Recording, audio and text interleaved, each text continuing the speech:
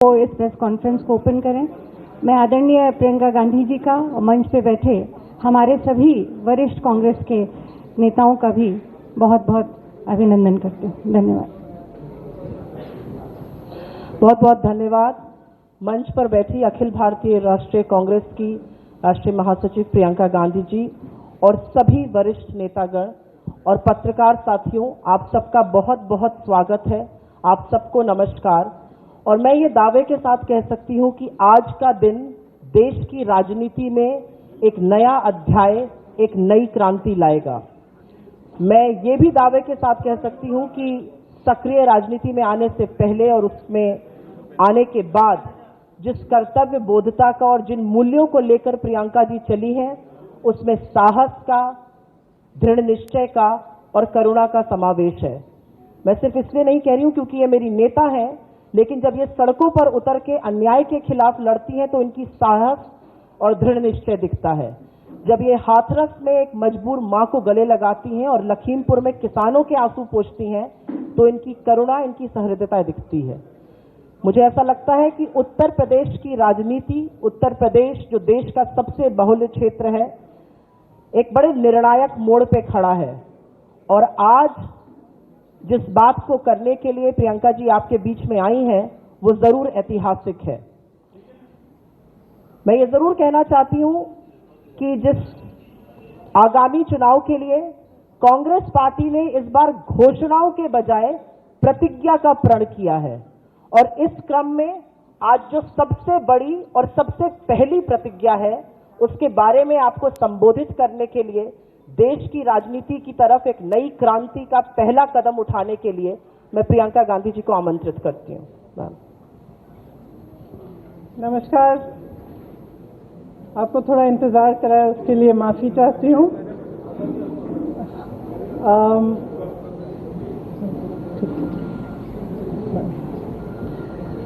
जैसे सुप्रिया जी ने कहा, आज हमारी पहली प्रतिज्ञा के बारे में बात करना चाहती हूं मैं।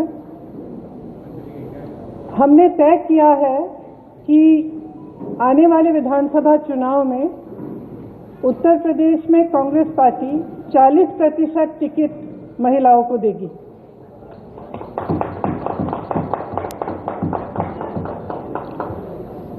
हमारी प्रतिज्ञा है कि महिलाएं उत्तर प्रदेश की राजनीति में पूरी तरह से भागीदार होंगी।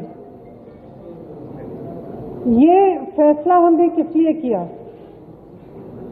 जब मैं 2019 के चुनाव में उत्तर प्रदेश प्रचार के लिए आई थी तो इलाहाबाद यूनिवर्सिटी की कुछ लड़कियां मेरे से मिली और उन्होंने मुझे बताया कि किस तरह से यूनिवर्सिटी के नियम कानून, हॉस्टल के नियम कानून उनके लिए अलग थे और पुरुषों के लिए अलग। ये निर्णय उनके लिए लिया है। ये निर्णय मैंने उस महिला के लिए लिया है जिसने गंगा यात्रा के दौरान मेरी नाव को वापस तट पर बुला के कहा कि मैं अपने बच्चों को पढ़ाना चाहती हूँ। ये निर्णय उस लड़की, प्रयागराज की एक लड़की पारो के लिए लिया गया है जिसने मेरा हाथ पकड़ के मुझे कहा कि दीदी, बड़ी होकर मैं नेता बनना चाहती हूँ। ये निर्णय उसके लिए है। ये निर्णय चंदौली में जो शहीद एयरफोर्स के पायलट हैं, उनकी बहन वैष्णवी के लिए है, जिसने मुझे कहा कि उनके भाई शहीद हो गए हैं लेकिन वो पायलट बनना चाहती है। ये निर्णय उन्नाव की उस लड़की के लिए है जिसको जलाया गया, मारा गया, उसकी भाभी के लिए है जो आज भी संघर्ष कर रही है उसका, और उसकी 9 साल की भाभी की बेटी के लिए है जिसको स्कूल में धमकाया गया था। ये निर्णय हाथरस की उस माँ के लिए है जिसने मुझे गले लगाकर कहा कि उसको न्याय चाहिए, उसको न्याय नहीं मिल रहा है।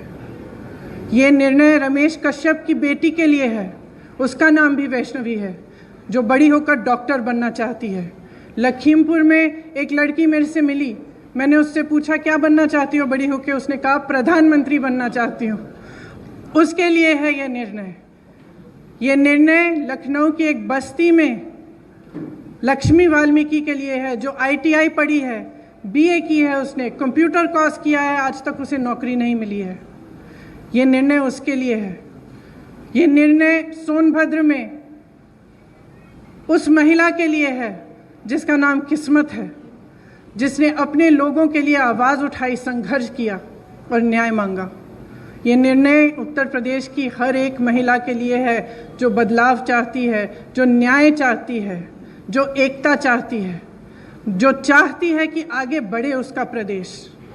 मैं आप सबसे कहना चाहती हूँ, आप समाज सेविका हैं, आप अध्यापक हैं, आप एक नौजवान महिला हैं जो आप अपना भविष्य बनाना चाहती हैं, आप प्रेस में हैं।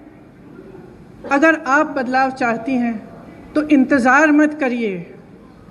आपकी सुरक्षा कोई नहीं करने वाला। सब बातें करते हैं, सुरक्षा करने का जब समय आता है तो सुरक्षा उनकी होती है जो आपको कुचलते हैं।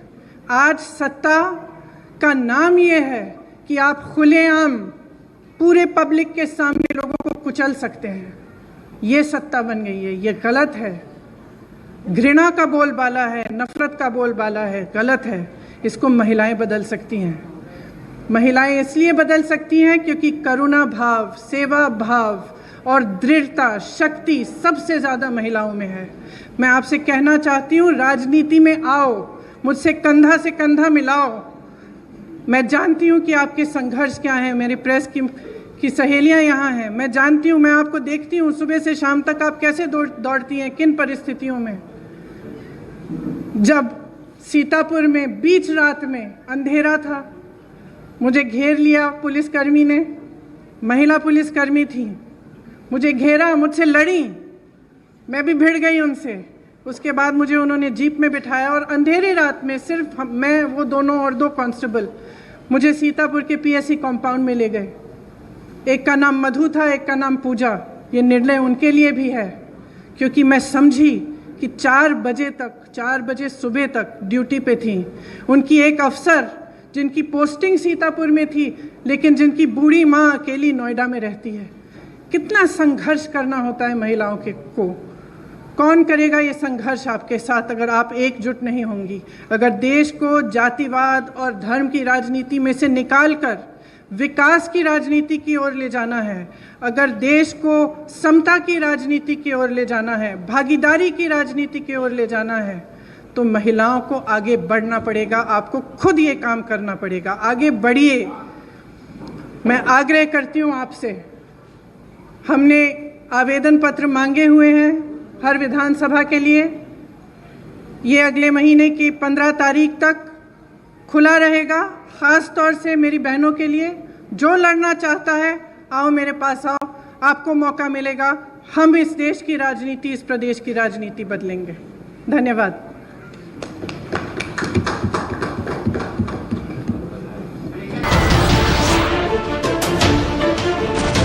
नमस्कार, मैं हूं मानक गुप्ता। अगर आपको हमारा ये वीडियो पसंद आया हो तो इसे लाइक और शेयर जरूर करें और हाँ, हमें सब्सक्राइब और फॉलो करना ना भूलें ताकि आप देश और दुनिया की कोई खबर मिस ना करें। तो जुड़े रहिए हमारे साथ और देखते रहिए न्यूज़ 24।